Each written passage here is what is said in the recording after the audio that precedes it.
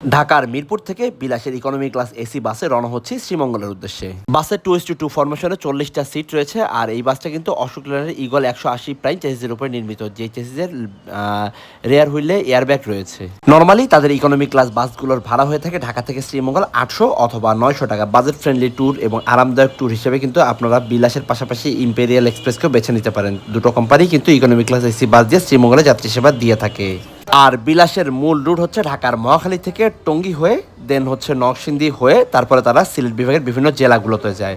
রওনা হয়েছি রাত 1:30টায়, তবে মোটামুটি টঙ্গী পার হওয়ার পরে ঝিরিঝিরি বৃষ্টি পেয়ে যায়। বৃষ্টি ও রাস্তার জ্যাম উপেক্ষা করে ভোর 5টায় হোটেল বিরতি দেওয়া হয়। আর হোটেল বিরতি শেষ করে সকাল 7টা নাগাদ আমরা প্রবেশ করি শায়েস্তাগঞ্জে। এরপর তাও গুড়ি গুড়ি বৃষ্টি রয়েছে। এরকম গুড়ি গুড়ি বৃষ্টিতে চা বাগানের মধ্য দিয়ে শ্রীমঙ্গল পৌঁছতে আমাদের প্রায় সকাল 8টা 30 হয়ে যায়। তবে যারা সিলেট বিভাগে ভ্রমণে আসবেন অবশ্যই হাতে বেশি সময় রাখবেন, কেননা অপ্রয়োজনীয় জ্যাম, যখন তখন বৃষ্টি, এগুলোর কারণে বেশ ভালোই সময় লেগে যায়।